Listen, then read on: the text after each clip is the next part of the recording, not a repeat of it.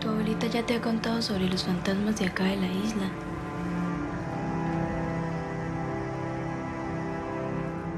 Hay muchos y tienes que tener cuidado.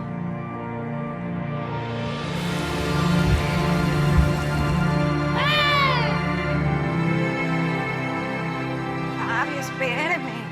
¿Hueles a pescado? El vacío que a un familiar, un ser querido, en una familia, jamás se va a cerrar.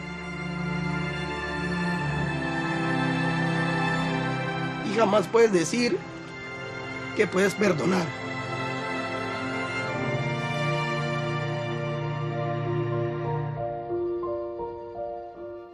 Los Silencios for me is the sound of death, is when you try to talk to people who you have lost and you receive that silence back. To hear anything, you have to be in silence. So it's also this place of hearing. It's a word that came a lot when I was doing interviews. I interview over 80 Colombian families living in Brazil, and it's a word that came up a lot. So like little by little, I was like, okay, maybe this is the name of the film. But it's mostly because for me it's the sound of death. I was looking for a location that would be of a community of palified houses, because I already have this thing of the water that I wanted to portray, like growing and getting inside the house, as the sorrow of this mother also grows inside her. And on the next shot, you have the water coming out of her eyes. So for me, the house and the mother is also like parallel to each other. Then I met this place, is an island in the border between Brazil, Colombia, and Peru. It was perfect for what I was portraying, because it's an island that appeared 20 years ago in the Amazon River.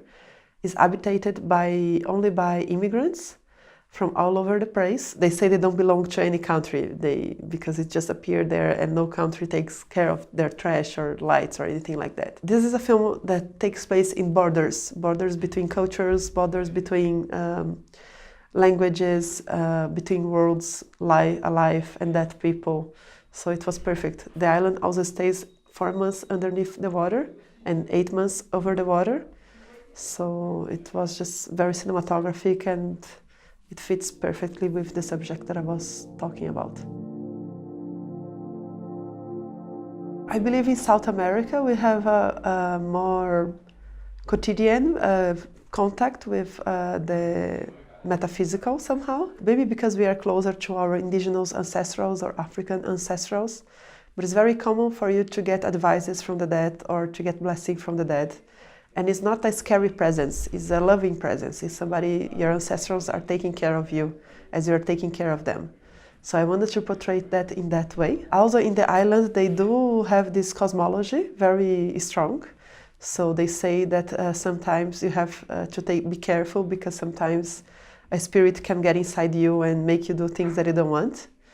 Or they move things around to fool you. In some rituals they do with ayahuasca, which is a hallucinogenic holy substance that they use in some rituals. They say they see the spirits with fluorescent colors. So that's how I also got that from them, and then I portrayed the spirits with those colors. He is a friend of mine. He saw my first film was shot in India, Bollywood Dream. It's the first Indian-Brazilian film co-production. And he loved that film, and he pirated it and gave it to all his friends. And then when he came to Brazil for a festival, we met, and then he was like, "Where is your next film?" And I was like, "Okay, I'm not the same rhythm in India," because they do like, I don't know, maybe 2 films a year or something like that. And I was starting to write the script, and he was the first person to read it. And he was very much like touched by it. It was very different than what it is now, but it was like, oh my God, no, we have to do. And then he was the first person to put money on the film and to make me possible to go to Cannes to meet other producers and other investors. So that's how he came on board of this film, because of my previous one. I got involved with India through Odissi dance, which is a classical Indian dance that I did for many years I think when I was like 16 to 18, something like that, with Baba Nahia in Brazil. And I got in love with that culture, and then when I finished high school, I just went there to live there because I was not sure what to do with my life. My friend and I, we got a permission to work as a volunteer in the hospital. And when I got back to Brazil, a lot of actors, friends of mine, start asking me if they could go there to do films in Bollywood or any, but they didn't know anything about Bollywood. That was the funny thing. And they wanted to do more philosophical films or more like spiritual films. And I was like, just, they're gonna give you the bikinis and you're gonna have to dance as you dance in Brazil, you know? So then I was just like, okay, maybe I should write a film about that. And that's how we started to write Bollywood Dream. Lula, he changed, I mean, for example, for Bollywood Dream, I could not raise any money. It was my first film. So I borrowed from the bank and I paid like in 8 years back to the bank the money that I borrowed to make the film. And then he created a system similar to France, in which every ticket that you buy, a little piece goes to the film fund to develop the industry. And that's what has been the main financing of all the new wave of Brazilian cinema. That's why you're seeing so many films in all the festivals everywhere because of this fund. Before, you will only have films from São Paulo and Rio de Janeiro, which are the biggest cities. But then he made a rule that you have to choose projects from the north, from the northeast, from, you know, like all other places. So we could hear their way of speaking, their cosmology. And right now this is all in danger because Bolsonaro and the extreme right people who came into power, they hate artists, they hate books, they hate intellectuals, they hate education. So they have already cut Petrobras' incentive for culture, arts and culture. They have cut the incentive of the National Bank of Development. And we don't know how long we are gonna be able to sustain this fund. Right now we don't know if we're still gonna have means to finance this kind of art film or political engaged film.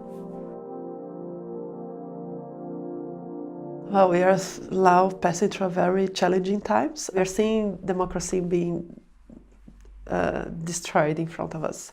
We are seeing a lot of hate speech. So I don't know how hard it's gonna be. There's a lot of people receiving death threats. The president is connected to the murders of Marielle Franco. So he's very connected with the militias of Rio de Janeiro. And they're doing a lot of death threats to artists and to intellectuals or to people engaged in social movements. So we have already people exiled, like Marcia Tiburi, which is one of our biggest philosophers from Brazil. People are just beating up and we are just surrendered because they're very strong, they're shooting everybody. So we don't know if you're gonna be able to take him out of power, especially because he's together with the army. So his vice is an army general, he has put the army in oppositions, and he's trying now to change the program of educational to have a religion education in Brazil. Military and religious education, like the Bible education at school. It looks very similar to what happened in Philippines and in Turkey, what is happening right now there. I cannot give an answer, I have no idea. I'm finishing a documentary now about the storytellers and conflict mediators of Mali that we are just finishing to edit. And I am writing a script for something to be shot next year. It's a fiction, yeah. It's a bisexual love story of 3 people in a very conservative country like Brazil.